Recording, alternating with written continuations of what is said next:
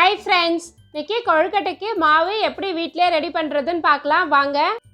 பச்சை அரிசி தான் எடுக்க போகிறோம். 2 கப் பச்சை அரிசியை 2 மணி நேரம் ஊற வச்சு நல்லா கழுவிட்டு தண்ணியெல்லாம் வடித்து எடுத்துக்கோங்க. மிக்ஸி ஜாரில் சேர்த்து நல்லா அரைச்சி எடுத்துக்கலாம்.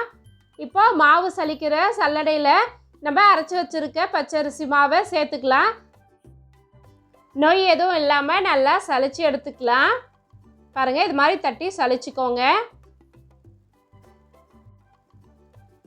பாருங்கள், நல்லா சலிச்சதுக்கப்புறம் கொஞ்சமாக அரிசி நொய் இதில் இருக்கும்.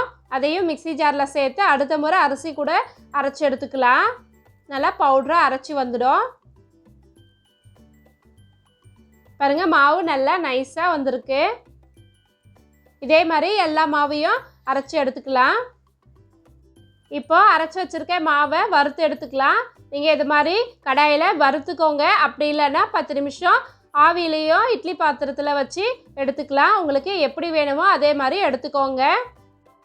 நான் இன்றைக்கி வறுத்து தான் மாவு கொழுக்கட்டை செய்ய போகிறேன். கொஞ்சமாக சேர்த்து நல்லா வறுத்துக்கோங்க. அடி பிடிச்சிடாமல் வறுத்துக்கலாம். கைவிடாமல் நல்லா வறுத்துக்கோங்க. ஃபஸ்ட்டு ஈரப்பதமாக இருக்கிறதுனால நமக்கு வறுக்கிறதுக்கு கொஞ்சம் டைட்டாக இருக்கும். மாவு வறுப்பட ஆரம்பித்ததுக்கப்புறம் நல்லா லேசாயிடும். பாருங்கள், இது மாதிரி நல்லா வறுத்து எடுத்துக்கலாம். ஈரம் எதுவும் இருக்காது. அப்போது நம்ம மாவு வறுப்பட்டுடுச்சுன்னு தெரிஞ்சுக்கலாம். வறுத்த மாவு எல்லாத்தையும் இது மாதிரி தட்டில் கொட்டி ஆற வச்சுடுங்க.